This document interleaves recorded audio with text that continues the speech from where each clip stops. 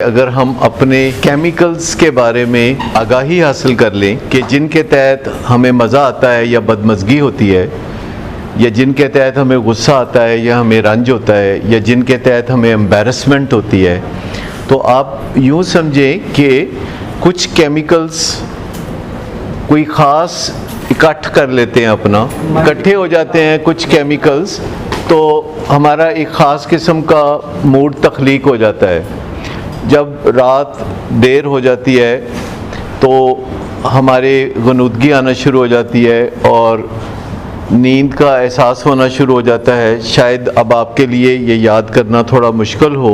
ऐसा इसलिए होता है कि कुछ केमिकल आगे आ जाते हैं जो कि हमें नींद की वादी में ले जाते हैं, और ये केमिकल जो हमें सुलाने की तरफ ले जाते हैं ये नारकोटिक्स होते हैं। इनको एंडोर्फिन्स कहते हैं। एंडोर्फिन्स आगे आ जाती हैं और हमें बहुत सुस्ती, गनुदगी, थकावट, जागा नहीं जाता और नींद की कैफियत में चले जाते हैं। और उसके बाद सारी रात नारकोटिक्स अपने आप को मेंटेन करते हैं। अगर हम हेल्दी हों तो सारी रात नींद गहरी रहती है। अगर हमारे अंदर नारकोटिक्स की कोई कमी हो तो फिर सोना जागना, बीच में आँख खुल जाना, परेशानियाँ आ जाना, सोच विचार करना, तो इससे हमारी नींद टूट के फिर आती है।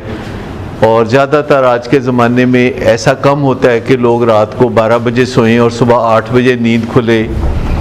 बीच में कई दफ़ा जागना जुगना चलता रहता है। कभी कहीं से आवाज़ आ जाती है, कहीं कोई धमाका हो जाता है, कोई मसला हो जाता है, कोई दरवाज़ा खटखटा देता है, या हमें वॉशरूम जाने की ज़रूरत होती है तो फिर नींद खुल जाती है। तो सुबह जब उठते हैं तो अमूमन हम कितने अलर्ट होते हैं या सुस्त होते हैं। जब जागते हैं तो हम सुस्त होते हैं, फिर हम अलर्ट हो जाते हैं जब हम वॉशरूम से होके आते हैं, जब हम नाश्ता करते हैं, जब हम नहाते हैं, जब हम कपड़े बदलते हैं, जब बॉस की शक्ल हमें दिमाग में नज़र आती है, तो फिर हमें नींद सारी चाको चुबंद हो जाती है हम बहुत। फिर केमिकल बदलते हैं। जब यूं ही बॉस की शक्ल नज़र आती है तो एड्रेनलिन सामने आती है, और एड्रेनलिन हमें बेचैन करके चौकस कर देती है। फिर जब हम सड़क पे आते हैं तो ट्रैफिक नज़र आती है, फिर रेड सिग्नल नज़र आता है, फिर लगता है कि देरी हो जाएगी, तो हम चाको चुबंद हो जाते हैं। दफ्तर पहुंचते पहुंचते हम काम करने के लिए रेडी हो जाते हैं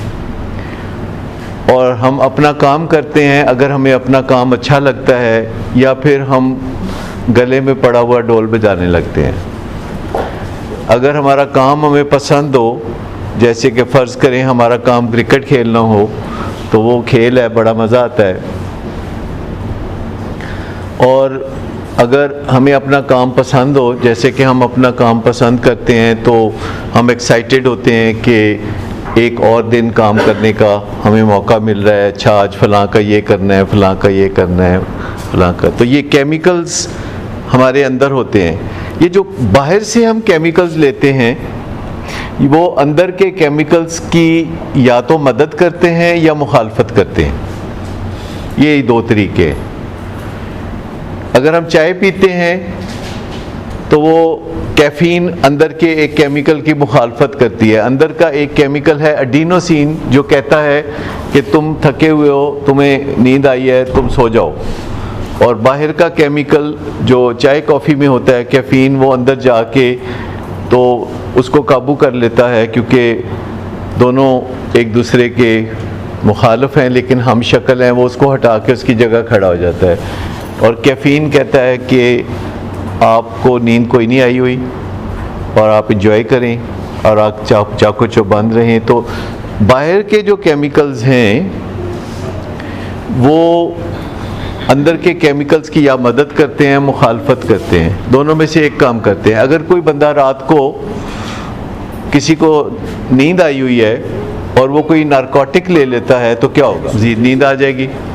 ठीक, तो चूँकि वो भी नारकोटिक है, वो भी नारकोटिक है, वो बहने आपस में बहने जो हैं वो काम करेंगी। अगर कोई अल्कोहल लेगा तो सेंट्रल नर्वस सिस्टम नीचे चला जाएगा, रेस्पिरेटरी सिस्टम नीचे चला जाएगा, तो गनुदगी आ जाएगी। और अगर कोई रात को नींद के टाइम पे आइस इस्तेमाल करेगा या कोकेन इस्तेमाल करेगा तो क्या होगा? वो जागा रहेगा। ठीक। अगर कोई चरस इस्तेमाल करेगा तो क्या होगा? चरस आपके ख्याल को ही बदल देगी, वो आपका जो नज़रिया ही बदल देगी। आप अब्बा से बात कर रहे हैं तो कहीं यार है कि प्यो भी की चीज़ होती है, आजकल मार्केट च प्यो ठीक आ ही नहीं रहे, या कोई इस तरह के ख्यालात आने लगते हैं। इसको हम कहते हैं माइंड बेंडर्स। माइंड बेंड करते हैं, माइंड को ट्विस्ट कर देते हैं, माइंड बेंडर्स। और भी ऐसे केमिकल्स हैं जो माइंड को बेंड करते हैं, जैसे LSD, वो माइंड को बेंड कर देती है। जैसे कोई बंदा समझना चाहता है कि मैं बादशाह हूँ तो वो बादशाह ही बन जाएगा। तो 4 किस्म के बेसिकली केमिकल हैं जो लोग यूज़ करते हैं नशों के लिए। एक, सेंट्रल नर्वस सिस्टम के डिप्रेसेंट, जिनका मतलब है बेंजोडाइज़ेपिन और अल्कोहल। एक, सेंट्रल नर्वस सिस्टम को स्टिमुलेट करने वाले, चाय, कॉफ़ी, एम्फेटामाइन, आइस और कोकेन। एक है नारकोटिक्स जो बिल्कुल अमन कर दें, कोई तकलीफ़ नहीं, ना जिस्मानी तकलीफ़, ना ज़हनी तकलीफ़, ना कोई फ़िक्र। वो बंदा बेफ़िक्र हो जाता है और दूसरों को भी कहता है कि घबराने की कोई बात नहीं, फ़िक्र की कोई ज़रूरत नहीं। वो नारकोटिक्स इस तरह कर लेते हैं। एक है माइंड बेंडर्स के ख्यालात बदल जाएं, कि मिसाल के तौर पर एक चीज़ है मेरी ज़िम्मेदारी, तो मुझे लगने लगेगा कि नहीं ये मेरी ज़िम्मेदारी नहीं है, ये हुकूमत की ज़िम्मेदारी है, ये फलाने की ज़िम्मेदारी है। तो इन चारों की कोई कम्बिनेशंस यूज़ करते थे लोग। शुरू में लोग चाय कॉफ़ी पीते हैं, फिर लोग निकोटीन लेते हैं जो कि सेंट्रल नर्वस सिस्टम की स्टिमुलेंट है, एंटी डिप्रेसेंट के तौर पर काम करती है। फिर उनके क्लैशेस होते हैं माँ बाप के साथ तो वो चर्स पीते हैं, टीचर्स के साथ क्लैशेस होते हैं तो चर्स पीते हैं, जिसका मतलब है कि उनको लगता है मैं ठीक हूँ, वो गलत है।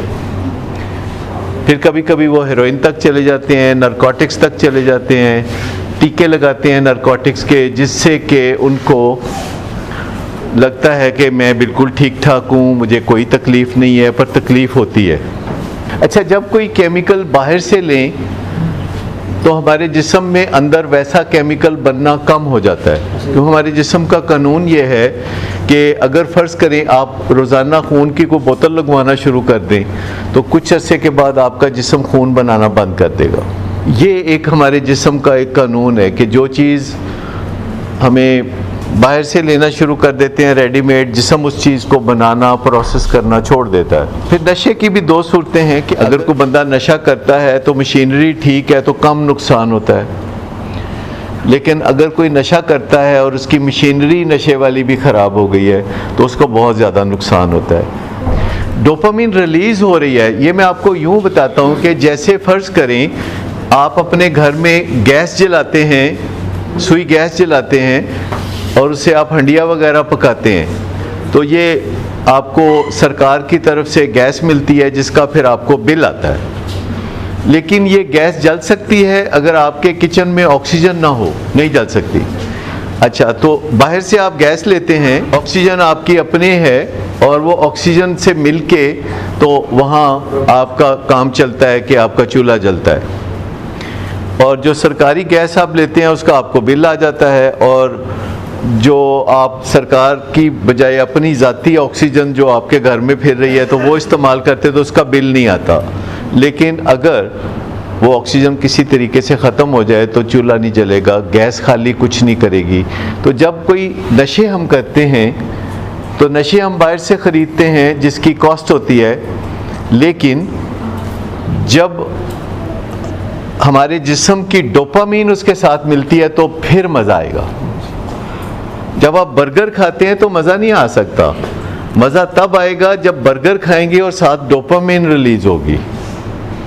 ठीक, अगर डोपामीन नहीं रिलीज़ होगी, अगर आपकी डोपामीन ब्लॉक कर दें तो आपके बर्गर बेमज़ा हो जाएंगे। जैसे लोग कोकेन इस्तेमाल करते हैं तो कोकेन डोपामीन को डिप्लीट कर देती है, तो 2-3 दिन जब लोग कोकेन करते हैं तो उसके बाद वो कहते हैं कि अब वो मज़ीद नहीं कर सकते क्योंकि उन्हें मज़ा आना बंद हो जाता है और वो क्रैश कर जाते हैं। जब वो क्रैश कर जाते हैं तो फिर वो 2-3 दिन सोए रहते हैं, उनके घर वाले खुश होते हैं कि चल हुन नशा ते नहीं ना कर रहे, ठीक, और 3 दिन के बाद वो उठ के फिर वही काम शुरू कर देता है, क्योंकि वो उसने रिजुविनेट करना होता है, डोपामीन को अंदर से वो तैयार करना होता है, डोपामीन को अंदर से फिर से बनाना होता है।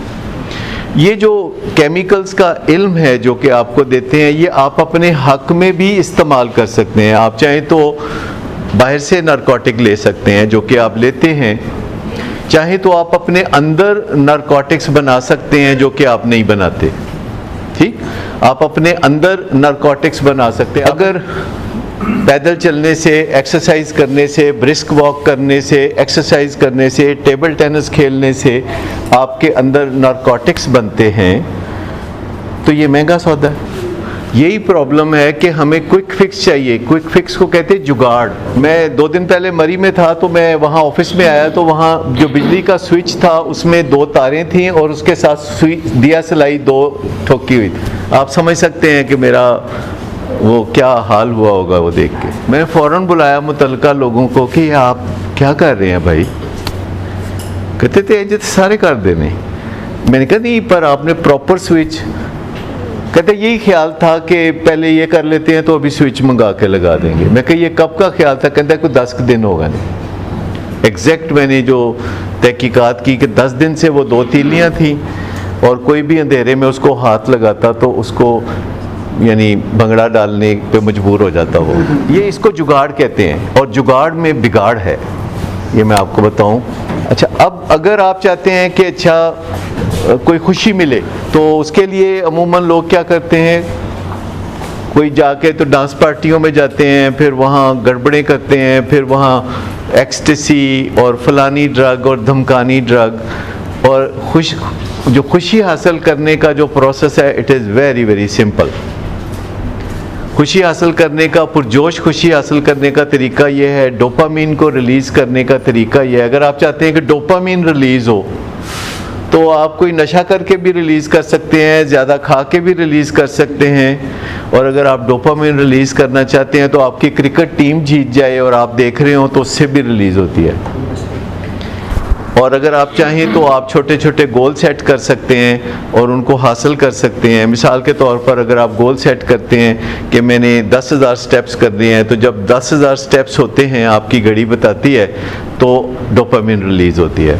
या अगर आप कोई भी गोल सेट करते हैं, आप नंबर्स हासिल करने के लिए गोल सेट करते हैं, माँ बाप से शाबाश लेने के लिए गोल सेट करते हैं, टीचर से स्टार लेने के लिए गोल सेट करते हैं, तो डोपामिन रिलीज़ होती है। डोपामिन रिलीज़ होने के लिए 6000 एक्टिविटीज़ हैं।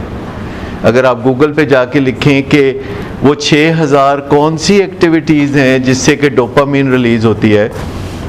डोपामिन रिलीज़ करने के लिए कुछ सप्लीमेंट्स भी बाज़ार से मिलते हैं जो कि अगर आप खाएंगे तो आपके जिस्म में डोपामिन ज़्यादा बननी शुरू हो जाएगी। नेचुरल फूड्स भी कुछ होते हैं, आपने सुना होगा एवोकेडो और फलाना और ब्लूबेरीज और बनानास, केले। रोज़ के 3, 4, 5 केले अगर खाएं तो डोपामीन ही डोपामीन है। तो कोई ऐसी कोई क़यामत नहीं है, लेकिन हम कहते हैं क्विक फिक्स, वो क्विक फिक्स। और फिर उसका नतीजा, फिर कॉन्सिक्वेंसेस भी भुगतते हैं। फिर आप कहते हैं मैं दोस्तों को मिलना है, कहने ना मिली तो दोस्तों मिलेंगा और फिर तेन वैसे पैसे लाएंगे। बड़े बड़े नुकसान होते हैं। हर साल न्यू ईयर पे बहुत सारे लोग लाहौर में जान से हाथ धो बैठते हैं क्योंकि उस दिन ये एक्टिविटी बहुत ज़्यादा होती है। तो आप समझ लें कि अगर आप पुरजोश किस्म की खुशी, भंगड़ों वाली खुशी चाहते हैं तो फिर आप कोई गोल सेट करें और गोल्स को अचीव करें। परसों मैं देख रहा था कि वाशिंगटन में एक ढोल वाला ढोल बजा रहा था और हज़ारों लोग डांस कर रहे थे, क्योंकि ढोल की थाप में जो एक रिदम है उससे भी डोपामिन रिलीज़ होती है। डोपामिन रिलीज़ करना है ये कोई बहुत मुश्किल काम नहीं है, ये बहुत आसान काम है, बशर्ते कि आप जाके गूगल पे सर्च कर लें कि ये डोपामिन कैसे रिलीज़ होती है। अच्छा, अगर आप चाहते हैं कि नहीं मुझे खुशी तो चाहिए पर भंगड़े वाली खुशी नहीं चाहिए, मैं मुदब्बर आदमी हूँ, थोड़ा बैठ के खुश होना चाहता हूँ, बस पुरसुकून ऐसे बैठा हूँ अल्लामा इकबाल की तरह ऐसे करके तो मैं खुश हूँ, तो उसके लिए फिर तरीक़ेकार ये है कि आप दूसरे लोगों के मसाइल के बारे में सोचें, आप दूसरे लोगों की बेहतरी के बारे में सोचें और लोगों की खिदमत का कोई तहैया करें, कोई सोसाइटी की खिदमत करने के बारे में सोचें, कोई मंसूबा बनाएं जिसमें आप हफ्ते में एक दिन किसी अस्पताल में जाके तो मरीज़ों का हाल वाल पूछें, आप उनसे बात करें कि अच्छा जी कैसा महसूस हो रहा है, अच्छा सेहत की क्या कदर आई है आपको। तो जब आप फलाही कामों में हिस्सा लेते हैं तो एक बहुत ठंडी किस्म की खुशी आपको मिलती है, चांद की रोशनी की जैसी खुशी। और अगर आप चार चांद लगाना चाहते हैं अपनी खुशियों को, पहले तो है कि नारकोटिक्स के ज़रिए फ़ज़ा बनाएं, क्योंकि अगर नारकोटिक्स जिस्म में पूरे नहीं होंगे तो कोई खुशी नहीं मिलेगी, कोई भंगड़े नहीं पड़ेंगे, कुछ नहीं होगा। नारकोटिक्स वो स्टेज तैयार करते हैं जिसके ऊपर खुशी की तामीर की जाती है। और डोपामीन जो है जोश पैदा करती है जब आप, दो ही तरीके हैं भंगड़ा डालने के, या तो आपके जिस्म में डोपामीन रिलीज़ हो शिद्दत से तो आप भंगड़ा डालेंगे, या फिर अपने पाँव पे एक ईंट मार लें अंगूठे के ऊपर। शायद ये कभी तजर्बा आपने नहीं किया होगा, करके देखें, इससे अंगूठे पे एक ईंट मारें तो फिर देखें भंगड़ा कैसा पड़ता है। फलाई काम तो कभी किया होगा, कभी किसी को सड़क पार करा के देखें, किसी को रास्ता बता के देखें, और किसी को दुख में मशवरा दे के देखें, किसी के लिए दुआ करके देखें, तो आपको वो ठंडी खुशी भी मिलेगी। लेकिन एक खुशी है जो रिश्ते बनाने से मिलती है। जो एक रिश्ता बनाने की बात है ना, ये कुछ लोगों में होती है, वो ऐसे ऐसे रिश्ते बनाते हैं, और ये बहुत बड़ी खूबी है। कुछ लोग फिर अनफॉर्चुनेटली रिश्ते तोड़ते भी हैं। और एक खुशी रिश्तों से मिलती है जो आप अपने मुल्क से रिश्ता बनाते हैं, या अपने माँ बाप से बनाते हैं, या बहन भाइयों से बनाते हैं, या बीवी बच्चों से बनाते हैं। तो ये एक बहुत ही प्यारी किस्म की खुशी है, रोमानवी खुशी है। तो खुशियाँ चार किस्म की होती हैं। एक, जब दर्द नहीं होती है।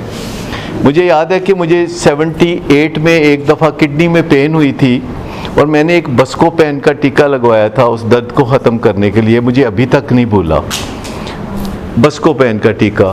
और जब वो टीका लग रहा था तो ऐसे लग रहा था कि मेरी दर्द को कोई छीन के दूर ले जा रहा है, और आज तक वो कैफियत आफ्टर 42 ईयर्स भी मुझे याद है। It's such a real memory. और मैं बस्कोपेन की बात कर रहा हूँ, मैं नारकोटिक की बात नहीं कर रहा। तो इससे आप अंदाज़ा करें कि ह्यूमन बीइंग को जब पेन ठीक होती है तो वो एक बुनियाद बनती है। तो अपनी जो दर्दें हैं उनको ख़त्म करने का बंदोबस्त किया करें। आप लोगों के दुखों के बारे में हम सोचते हैं तो हमें दुख नहीं होता, हमें सुख होता है। क्योंकि जब हम आपके दुखों के बारे में सोचते हैं, आपके मैसेजेस पढ़ते हैं, वॉइस मैसेजेस पढ़ते हैं, और आप बताते हैं कि ये तकलीफ़ है या वो तकलीफ़ है, या ये मसला हो गया या वो मसला हो गया, तो सिर्फ इस बारे में सोचने का कि कैसे इनका मसला ठीक होगा, हमें दुख नहीं होता, हमें सुख होता है। या कैसे ठीक करेंगे, या किसी को जवाब देना कि अच्छा ये इसका जवाब ये है। कोई ना कोई पूछता है कि ये यूं हो गया है, या ऐसे हो गया है, या वैसे हो गया है, तो हम कुछ ना कुछ जवाब देते हैं ना कि अच्छा आप यूं कर लें। बस इतने में ही वी फील बेटर। और चौथी चीज़ है कि रिलेट करना। आपका रिश्ता आपके मुल्क से, आपकी ज़मीन से, आपके अहल खाना से, आपके ख़ानदान से, आपका रिश्ता आपके मज़हब से, आपका रिश्ता आपके टीचर से, रिश्ता उसमें हमारे अंदर एक केमिकल रिलीज़ होता है जिसको ऑक्सीटोसिन कहते हैं। ये मोहब्बत का केमिकल है, और खुशी इन चारों चीज़ों का मुरक्कब है। तो चार चीज़ों से खुशी मिलके बनती है। दर्द की एब्सेंस, ये पहली ज़रूरी शर्त है कि दर्द ना हो। अगर आपके दांत में शदीद दर्द हो रहा हो तो फिर मेरा ख्याल है खुशी मुश्किल हो जाएगी।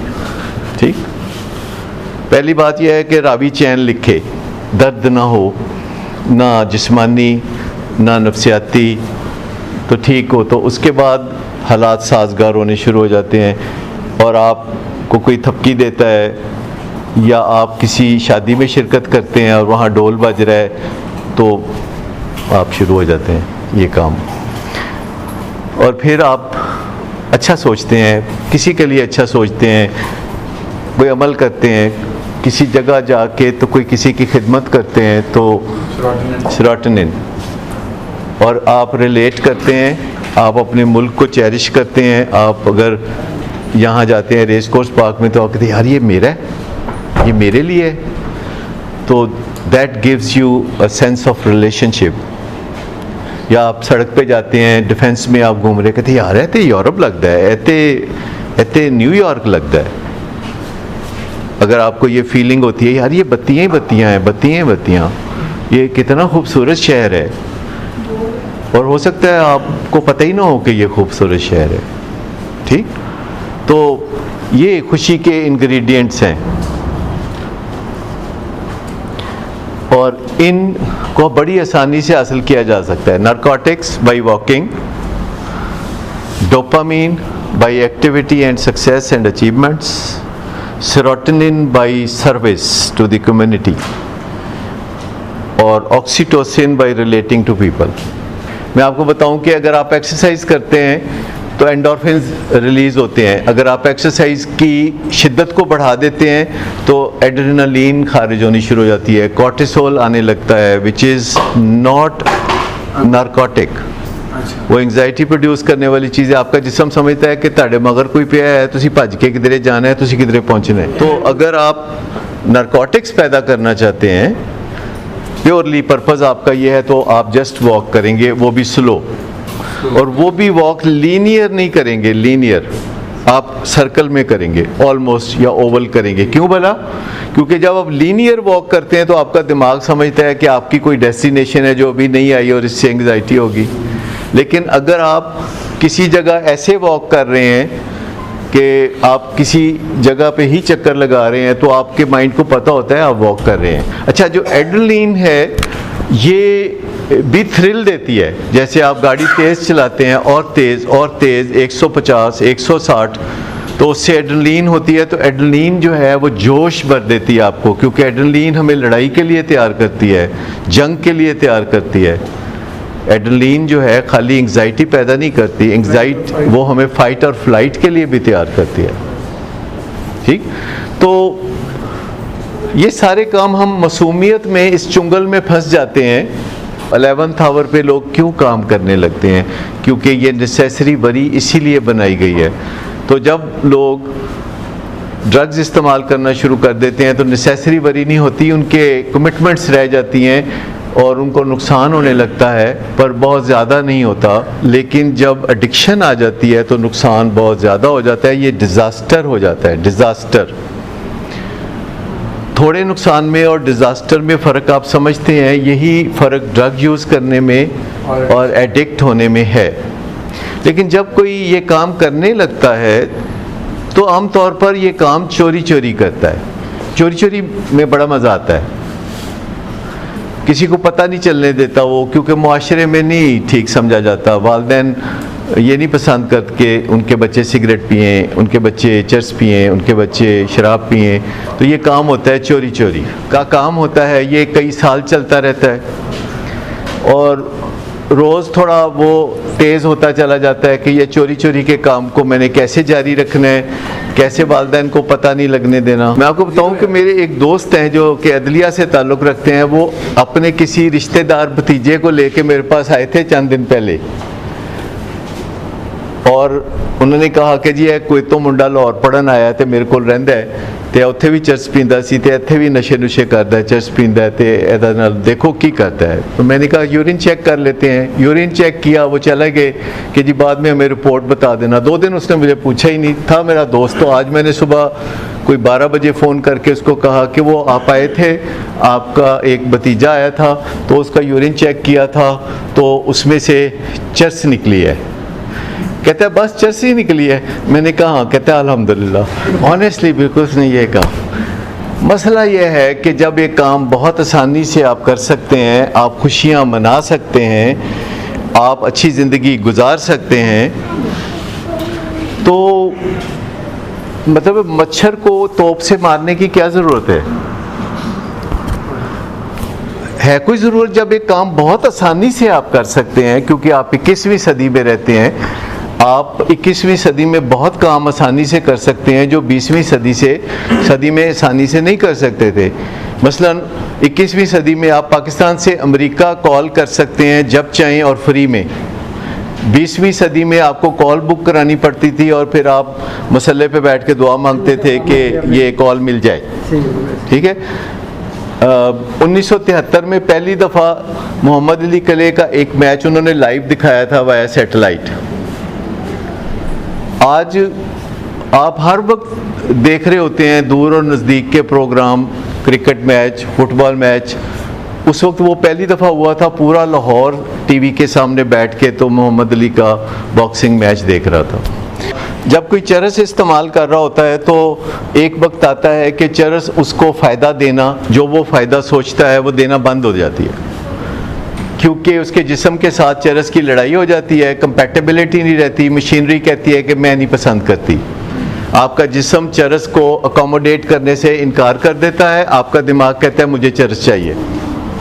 तो ऐसे में चूँकि वो इस दुनिया में कदम रख चुका है, चरस की दुनिया में, तो अब उसके लिए ये फ़ैसला करना कि मैं हेरोइन इस्तेमाल कर लूँ बहुत आसान हो जाता है। ये फ़ैसला उसके लिए बहुत नेचुरल और बहुत आसान होता है कि वो कोई भी नशा कर ले, उसकी झिझक दूर हो चुकी होती है, वो बहुत आसानी से वो काम रिस्क वाला लेता चला जाता है, वो डरता नहीं है, वो कहता है मैं नहीं डरता वरता मैं कोई नहीं हूँ। आप ज़रा सोचें इस बात को कि जब कोई काफ़ी साल नशे करता है और छुपाई रखता है और उसको बड़ा मज़ा आता है छुपाने में, और उसे लगता है कि ये कोई कामयाबी है, और वो माँ बाप को बहाने करता है कि क्यों मैं रात को देर से आया था, क्यों मुझे पैसे चाहिए, क्यों मुझे ऐसा है या वैसा है, और कैसे मैंने जाके अपने प्रोजेक्ट पे काम करना है। एक तो आजकल प्रोजेक्ट पे बड़ा काम होता है, लड़के इकट्ठे बैठ के यूनिवर्सिटी के किसी प्रोजेक्ट पे काम करते हैं। माएँ खाना पका के भेज रही होती हैं कि मेरे बेटे के दोस्त आए हुए हैं, प्रोजेक्ट पे काम हो रहा है, और प्रोजेक्ट पे जो काम हो रहा होता है आपको पता ही होता है, जो प्रोजेक्ट पे काम हो रहा होता है, और एक दिन जब पता चलता है तो बड़ा फसाद होता है, और एक बाप अपने बेटे से जब बात कर रहा होता है कि ए तू की कीता है, तू जम्मिया सी, मैं सोचा सी कि तू बहुत उच्चा किसी बहुत ही आसमान ते किसी सितारे की तरह चमकेगा, तो ए तू की करता है। और कभी वो हंसता है, कभी रोता है बाप, और बाप बेटे की बात हो रही होती है और चार दीवारी के अंदर हो रही होती है, और दोनों के पास गारंटी होती है कि यह गल चार दीवारी तो बाहर नहीं जानी चाहिए।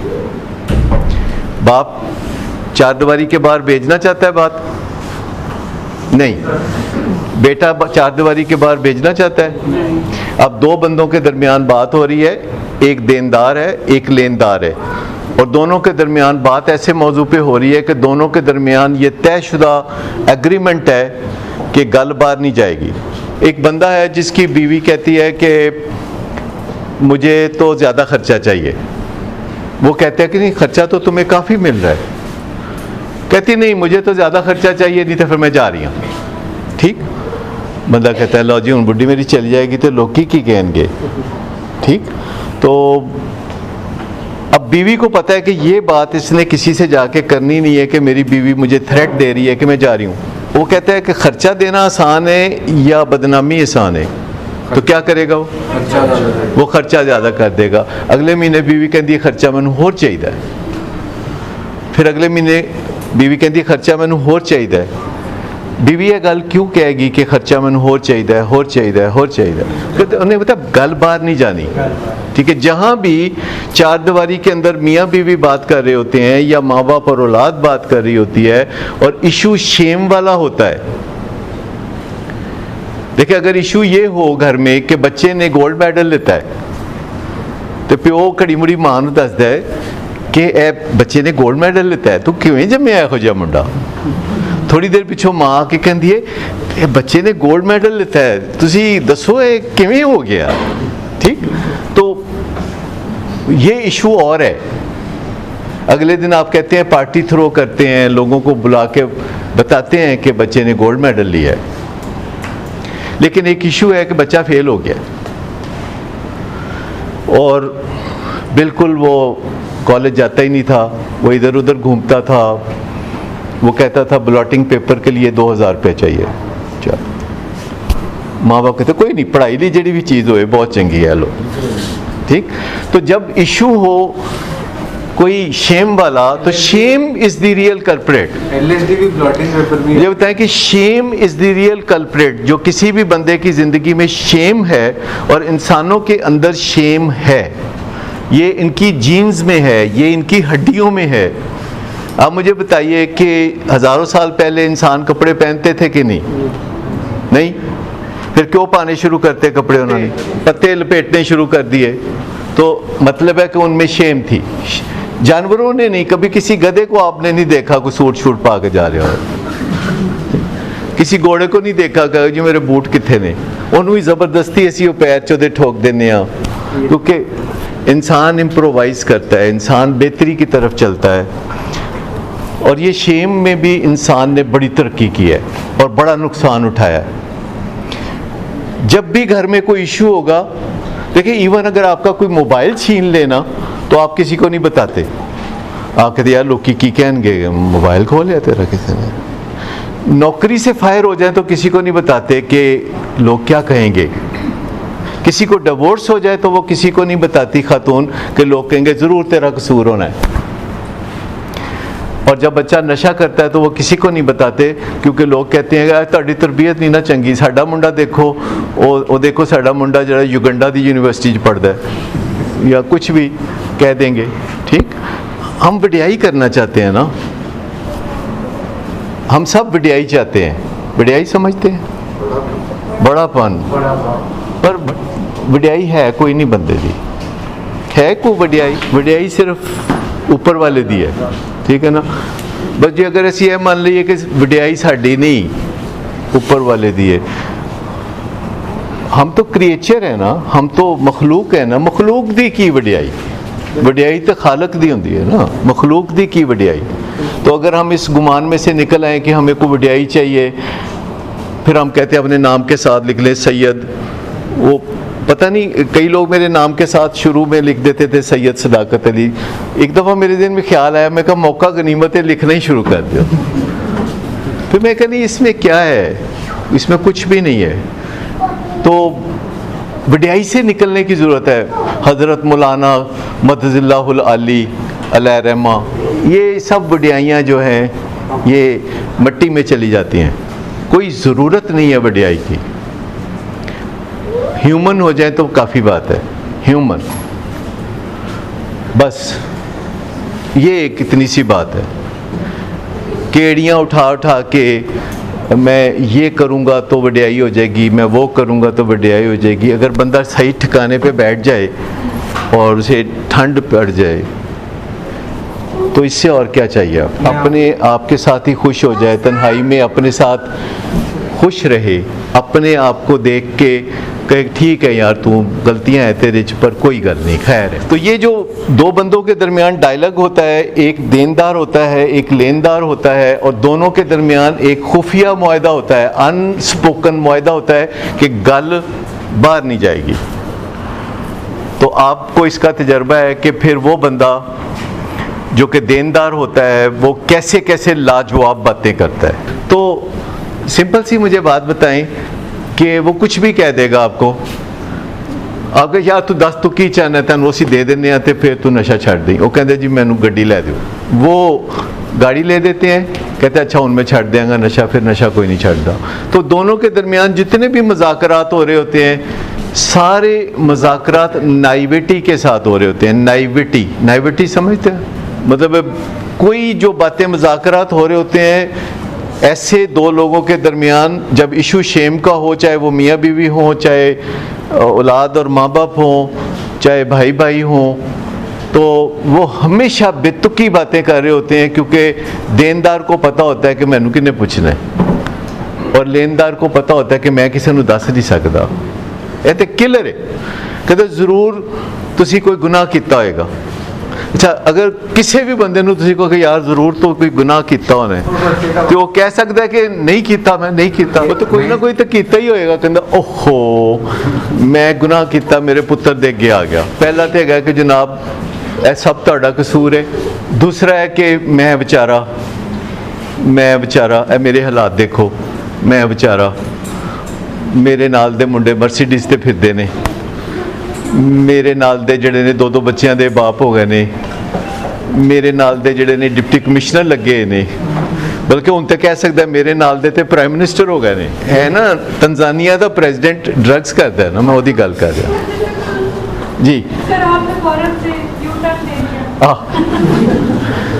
तो बात सिंपल सी ये है कि माँ बाप कहते हैं हाय बेचारा साडा पुत्तर ਇਹਦਾ ਵਿਆਹ नहीं होया, बाकियां दे दो बच्चे ने, ਇਹਦਾ कोई बच्चा नहीं होया, बल्कि अंडा भी नहीं दिता इन्हें कभी, तो वो उसी फिक्र में पड़ जाएंगे। कहते हैं लेकिन मैं तुहानू दसां कोई इलाज लूज की गल नहीं करनी, मैं आपे छड्ड दियांगा। तो जे तुसीं इंज दियां सोचां सोचियां ना, तो फिर तुसीं देखना मैं की करना, फिर तुसीं देखना फिर विचों गालां भी कड्डेगा हवा च भरो के, बराह रास्त नहीं, पहले इनडायरैक्ट गालां कि ਇਹਦਾ की रिएक्शन होंदा है। फिर उसके बाद वो कहता है कि वैसे मैं सोचा है कि अनकरीब पिंड जावांगा, देसी घ्यो वगैरह तो पराठे खावांगा, उत्थे मेरी फुफोए तो मैं फिर छड्ड दियांगा नशा। अब ये इतनी लीथल कम्बिनेशन है, ये चार चीज़ें, गिल्ट इंड्यूस करना, विक्टिम बना देना, और उसके बाद थ्रेट्स देना, और उसके बाद आखिर में चांद दिखा देना कि ये बस काम तुहाडा होने वाला है, बस ये देखो 30 फरवरी को मैं बिल्कुल ठीक हो जाना। ये फिर साइकिल चलती रहती है, आगे चलती रहती है, साल गुजर गया, 2 साल गुजर गए, 3 साल गुजर गए, दर्द हद से बढ़ जाता है, तो फिर वो कोई मदद के बारे में सोचते हैं। पानी बहुत पुलों के नीचे से गुजर चुका होता है, सर के ऊपर से भी गुजर चुका होता है। इस दौरान वालिदैन को भी कुछ ख़ास आदतें पड़ चुकी होती हैं। जनरली 1% से ज़्यादा लोगों का तो इलाज दुनिया के किसी खित्ते में भी नहीं होता। 99% तो बग़ैर इलाज के ही ज़िंदगी गुजार के चले जाते हैं, और पाकिस्तान जैसे मुल्क में 1 in 1000। और उसके बाद वालिदैन को भी चूँकि कुछ आदतें पड़ चुकी होती हैं, क्योंकि जो उनका रिलेशनशिप होता है औलाद से, ना पकड़ने जैसा होता है, ना छोड़ने जैसा होता है। कभी वो गुस्से करते हैं, कभी वो प्यार करते हैं, कभी गले से लगाते हैं, कभी धक्का देते हैं। धक्का देते हैं तो उन्हें बड़ा गिल्ट होता है, फिर वो कोई अनायत करते हैं, कोई मेहरबानी फरमाते हैं उसके ऊपर, कोई रुपया पैसा देते हैं, फिर भी वो नशा करता है तो फिर गुस्से में आ जाते हैं, तिल मिलाते हैं, और रात को जब वो नहीं आता तो खड़े होकर इंतज़ार करते हैं कि अब आएगा, अब आएगा, अब आएगा, और जब वो आता है तो कमरे में जाके सो जाते हैं, बात भी नहीं करते। बाज़-औक़ात पता होता है फड्डा हो जाएगा। जिनको मैंने कहा था जो मुल्तान से आए थे कि एक हफ्ता तुसी पहले इत्थे रहो, मुंडे नूं वाला छड्ड दिओ, ते तुसी दोनों मियाँ बीवी इत्थे आके एक हफ्ता रहो। ही वॉज ए डॉक्टर, और सारी फैमिली च भी काफ़ी डॉक्टर सन, तो लड़का एडिक्शन सी, बहुत बुरे हालात सी। मैं क्या इनू एक हफ्ता छड्ड दिओ, तुसी इत्थे आके एक हफ्ता रहो, अंदर रहें, उन कमरों में से किसी कमरे में रहें जहाँ मरीज़ रहते हैं। कहते ਇਹਦੇ ਨਾਲ ਕੀ होएगा? मैं कहा बिल्कुल काम ठीक हो जाएगा। उनका अच्छा करांगे। फिर वो जाके उन्होंने किया नहीं, फिर वो कहते हैं हम कर नहीं सकते, ये वजह है, वो वजह है, या फलां वजह है। इंज ना कर लीए कि असी स्काइप पे सैशन कर लीए। मौसम ने कहा कि हाँ स्काइप पे सैशन कर लो। उन्होंने कहा फिर हफ्ते च 2 दिन कर लीए। उन 7 दिन रहना स्काइप पे सैशन, वो भी हफ्ते च 2 दिन, तो वो बात रह जाती है ना जब आप किसी चीज़ की गुंजाइश पैदा करते हैं। वो एक बंदा था पाकिस्तान का, वो हांगकांग गया, हांगकांग जाके तो उसने सैर सपाटे किए, तो उसने देखा कि वहाँ टैटू बहुत अच्छे बनाते हैं, और उसको शौक़ आया कि वो भी टैटू बनाएगा। टैटू समझते हैं वो जो नीला नीला जिस्म पे वो कर देते हैं। तो वो एक बंदे के पास गया तो कहता है कि जी मेरे आप टैटू बना दें। तो उसने कहा कि बताओ क्या बनाना है? कहता है जी इत्थे मेरे पिंडे के पीछे शेर बना दो। तो उन्होंने कहा जी कोई मसला नहीं, लेटो। वो लिटाया उसको, तो वो शेर बनाना शुरू किया। तो वो उससे दर्द होती है काफ़ी, जब टैटू बनाते हैं तो उससे दर्द होती है। तो जब टैटू बनाना शुरू किया, गर्र गर्र शुरू हुई बात, तो कहता है कि एक मिनट की बना रहे हो? इसलिए उन्होंने कहा जी मैं शेर दी दुम बना रहा हूँ। दुम? अच्छा। वो कहता है दुम बना रहा। कहता है जी तुसी इंज करो, दुम ना बनाओ, कुछ शेर दुम तो बगैर भी होंगे ने। कहता फिर? कहता फिर तुसी इंज करो, बस दुम तो बाद शुरू करो। वो दुम तो बाद शुरू किया, फिर दर्द हुई। कहते हुण दसो की बना रहे हो? ਕਹਿੰਦਾ ਜੀ ਹੁਣ ਮੈਂ ਲੱਕ ਬਣਾ ਰਿਹਾ, ਕਹਿੰਦਾ ਇਹ ਸ਼ੇਰ ਦਾ ਲੱਕ ਵੀ ਟੁੱਟਾ ਹੋਇਆ ਜੀ। ਕਹਿੰਦਾ ਫਿਰ ਕਹਿੰਦਾ ਛੱਡੋ ਇਹ ਸਾਰੀਆਂ ਗੱਲਾਂ, ਤੁਸੀਂ ਸ਼ੇਰ ਦਾ ਬਸ ਚਿਹਰਾ ਬਣਾ ਦਿਓ ਤਾਂ ਕਿ ਪਛਾਣਿਆ ਜਾਏ ਇਹ ਲੱਕ ਸ਼ੱਕ 'ਚ ਕੀ ਪਿਆ ਹੈ। ਤੁਸੀਂ ਚਿਹਰਾ ਬਣਾਓ ਕਿ ਪਛਾਣਿਆ ਜਾਏ ਕਿ ਇਹ ਸ਼ੇਰ ਹੈ। ਉਹਨੇ ਕਿਹਾ ਚਲੋ ਜੀ ਚਿਹਰਾ ਬਣਾ ਦਿੰਦੇ ਹਾਂ। ਉਹਨੇ ਚਿਹਰਾ ਬਣਾਉਣਾ ਸ਼ੁਰੂ ਕੀਤਾ ਤੇ ਉਹਨੇ ਕਿਹਾ ਬੜੀ ਦਰਦ ਹੋ ਰਹੀ ਹੈ, ਤੁਸੀਂ ਕੀ ਕਰਦੇ ਪਏ ਹੋ? ਕਹਿੰਦੇ ਯਾਰ ਇਹ ਬੱਬਰ ਸ਼ੇਰ ਬਣਾ ਰਿਹਾ। ਕਹਿੰਦਾ ਬੱਬਰ ਸ਼ੇਰ ਨੂੰ ਛੱਡੋ, ਆਪ ਸਿੰਪਲ ਜਿਹੜਾ ਹੈ ਨਾ ਲਾਚੀ ਸਪਾਰੀ ਸ਼ੇਰ ਬਣਾ ਦਿਓ, ਜਿਹਦੇ ਕਿ ਬਹੁਤਾ ਨਾ ਹੋਏ ਕੰਮ, ਬਸ ਚਿਹਰਾ ਜਿਹਾ ਬਣਾ ਦਿਓ। ਉਹਨੇ ਕਿਹਾ ਚਲੋ ਉਂਝ ਹੀ ਬਣਾ ਦਿੰਦੇ ਹਾਂ। ਉਹਨੇ ਫਿਰ ਉਹ ਖਾਲੀ ਮੂੰਹ ਨੱਕ ਬਣਾਉਣ ਦੀ ਕੋਸ਼ਿਸ਼ ਕੀਤੀ। ਫਿਰ ਉਹਨੇ ਕਿਹਾ ਇੱਕ ਮਿੰਟ ਕਹਿੰਦਾ ਕਿ ਹੁਣ ਕੀ ਹੋਇਆ? ਕਹਿੰਦਾ ਮੈਂ ਕਹਿੰਦਾ ਇੱਥੇ सिर्फ शेर लिख दो। कहता उठो चलो फुटो। तो हमारे पास भी जब लोग आते हैं और हम उनको कहते हैं कि अच्छा जी आप चाहते हैं ना आपका बेटा ठीक हो जाए, तो कहते हैं हाँ जी हो जाए। हम कहते हैं अच्छा फिर उसको रहने दे, पहले आप तो आएँ ताकि आपको पता तो चले कि what it is like to do such a project, what it is like. और अगर कोई फ़र्ज़ करें हमारे ऊपर रहता है एक हफ़्ता और नीचे आके सेशन भी अटेंड करता है, तो आफ्टर 1 वीक या तो वो फ़ैसला करेगा कि उन्हें शेर बनना है या वो फ़ैसला करेगा कि उन्हें शेर नहीं बनना। ठीक, कम अज़ कम क्लियर तो हो जाएगा ना कि किन्ने शेर बनना है तो किन्ने नहीं बनना। ठीक, तो उसमें ये कुछ ना कुछ प्रीव्यू की ज़रूरत है। लेकिन अगर हम सबको कहें कि ज़रूर शेर बनवाएं तो फिर हम फारिग होकर बैठे रहेंगे, क्योंकि मुश्किलात होंगी। तो हम कहते हैं एक ख़ास हद तक कहते हैं, एक ख़ास हद से ज़्यादा नहीं कहते। बातें बड़ी सिंपल सी होती हैं। उस दिन अशरफ साहब कह रहे थे कि सारियां गल्लां समझ आती ने, but when it comes to be active part of doing something तो उत्थे आके वक्त हो जाता है। ठीक है ना, वो कहते हैं doing is doing, seeming to be doing is not doing. एवें लगता है कि जी कुछ ना कुछ करने पे तो तसल्ली लगती है, लेकिन actually doing is doing, not doing is not doing, and seeming to do is not doing. कुछ करना पड़ेगा, और ये है बहुत सिंपल, बहुत सादा, बहुत सादा। चंद हकीकतें हैं सिर्फ समझने की ज़रूरत है। अगर वो समझ जाए, कोई इतना ज़ोर लगाने की ज़रूरत नहीं है। 10 चीज़ें हैं जिनको हम कहते हैं डोंट्स, और एक चीज़ है जिसे हम कहते हैं डू। मुझे बताएं, बहुत मुश्किल फार्मूला है। 10 चीज़ें हैं don'ts, don't do this, don't do this, मतलब वेले बैठे रहो। हम कहते हैं वेले बैठे रहो, पर when it comes to be doing something तो ए कर लो। एक चीज़ सिर्फ अपने बच्चे की मदद करें नशे से निजात में, that's all, this is doing. और 10 चीज़ें हैं जो कि नहीं करनी, उसकी बेइज्जती नहीं करनी, उसको ताने नहीं देने, उसको मेरिट पे डील करना है, मेरिट के बगैर सहूलतें नहीं देनी। समझ लेना है कि ये झूठ भी बोल सकता है, ये बीमारी झूठ बुलवाती है। समझ ले कि वो क्राइम भी कर सकता है, ये बीमारी क्राइम करवाती है। ये बीमारी इमोरल हरकतें भी करवाती है। समझ लें कि अनफॉर्चुनेटली मेरा बेटा इस बीमारी में मुब्तला है, और अगर उसने ठीक होना है तो मुझे उसके सच को पहचानना है। अगर वो थाने जाएगा और उसके पास से पोजेशन में चरस निकलेगी तो मुझे समझ लेना चाहिए कि ही इज़ ए क्रिमिनल, और मैं उसे छुड़ा रहा हूँ तो I am a criminal too. और अगर मैं और वो ज़िंदा रहना चाहते हैं तो हमें ये नहीं करना। अच्छा, वालिदैन को हम कई दफ़ा कहते हैं कि अच्छा आप चाहते हैं ना कि आपका बेटा ठीक हो जाए, ज़रा आप अपनी शुगर कंट्रोल करके दिखाएं। कहते हैं जी मैनू छड्डो, इनू ठीक करो। हम कहते हैं जी आप अपनी शुगर तो ठीक करें। कहते हैं जी मेरी शुगर का इहदे नाल की ताल्लुक। हम कहते हैं अच्छा चले अपना ब्लड प्रेशर तो ठीक कर लें। कहते नहीं, मैं कहता अच्छा तो सिगरेट आप छोड़ दें, अगर वो हेरोइन छोड़ेगा तो आप सिगरेट तो छोड़ के दिखाएं, आप वज़न तो ठीक करके बताएं, आप थोड़ा सा ख़ुद भी तो कोई तजर्बा करके देखें कि ये काम जो तब्दीली मांगते हैं ये क्या होते हैं। ठीक है, ये एक बहुत बड़ा सब्जेक्ट है। अगर आप गूगल पे जाएंगे तो आपको दुनिया भर की नॉलेज, विजडम मिल जाएगी कि तब्दीली क्या होती है। ठीक, तो तब्दीली तो चाहिए और कमिटमेंट चाहिए।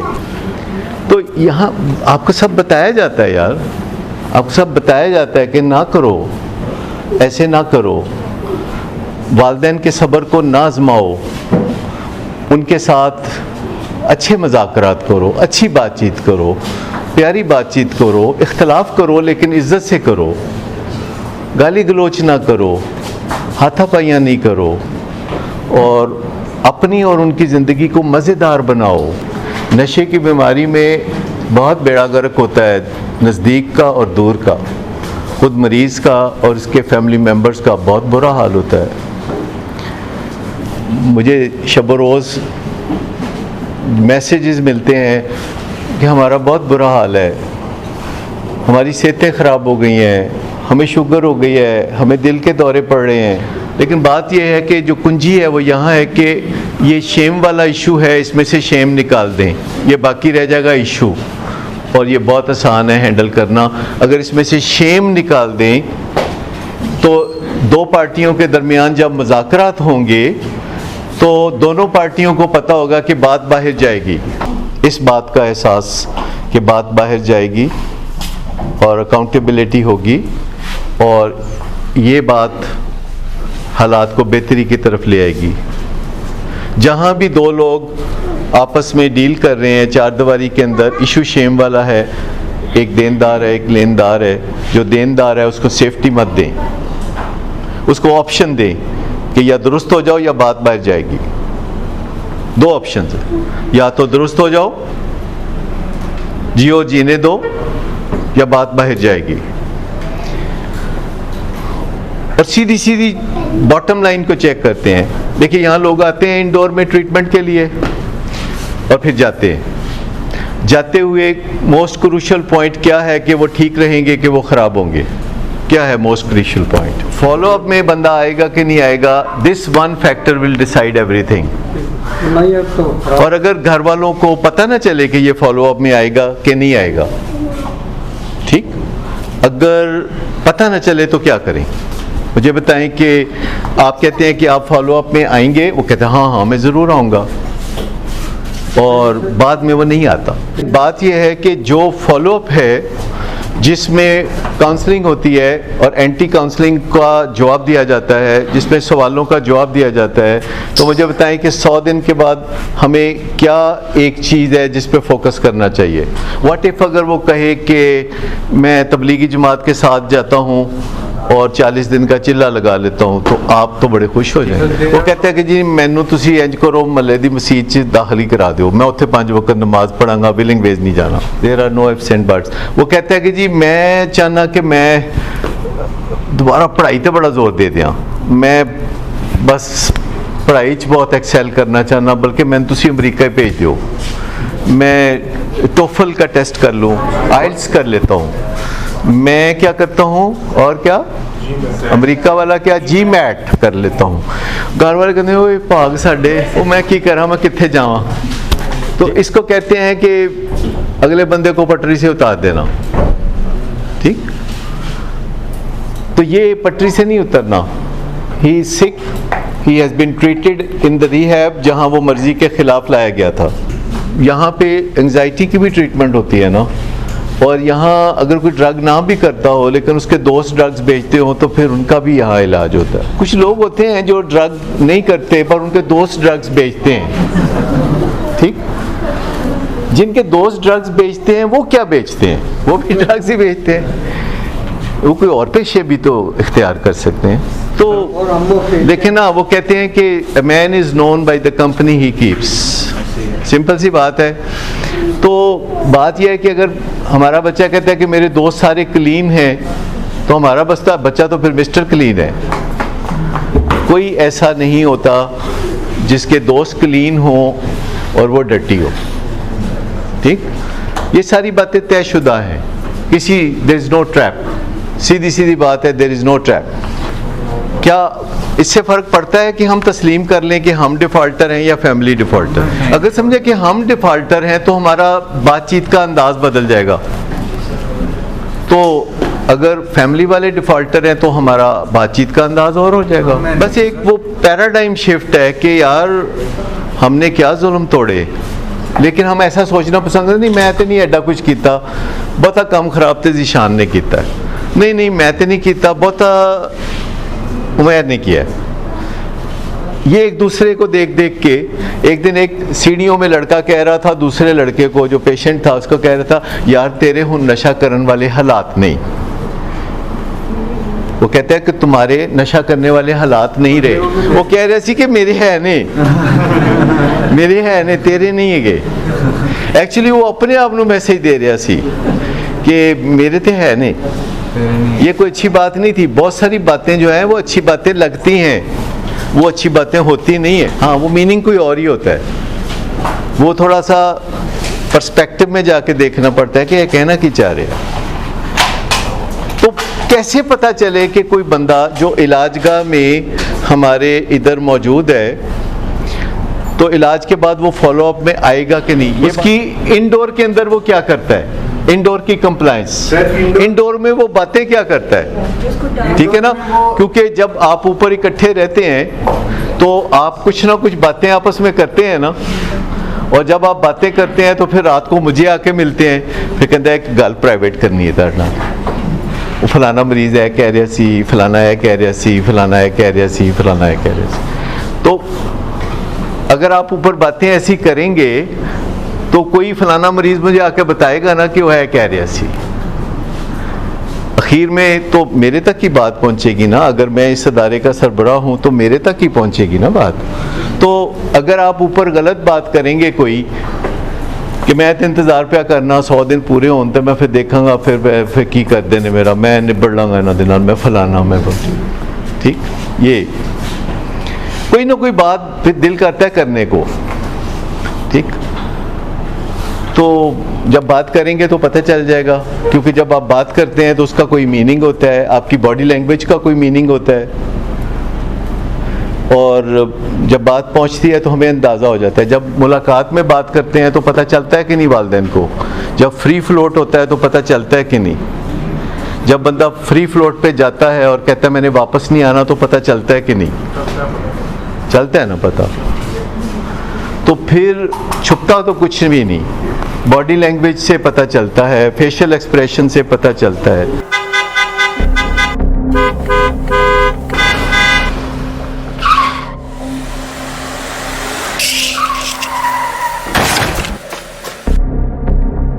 घटिया इंसान, इतनी देर से गेट क्यों खोला? सोए हुए थे तुम क्या? सर मैंने तो मिनट भी बकवास ना कर तुम मेरे साथ। क्या कर रहे हैं आप? अब्बा जी घर पे हैं, नशे में गालियां दे रहे हैं। खुदारा होश में आए, क्या हो गया आपको? होश में कैसे आऊं? सारा किया धरा इन्हीं का तो है। शराब नोशी की वजह किरदार की खराबी नहीं, मूड की खराबी है। शराब नोशी कभी भी नशे की बीमारी में बदल सकती है। नशे की बीमारी हर स्टेज पर काबिले इलाज है। मदद हासिल कीजिए, क्योंकि वो ऐसा नहीं करेगा। विलिंग वेज से मदद हासिल कीजिए, कहीं से भी मदद हासिल कीजिए, लेकिन फौरी मदद हासिल कीजिए। जिस मुआवजे के इंतजार में आपने बहुत देर कर दी, अब वो दस्तक दे रहा है। मदद हासिल कीजिए, मदद हासिल कीजिए, मदद हासिल कीजिए।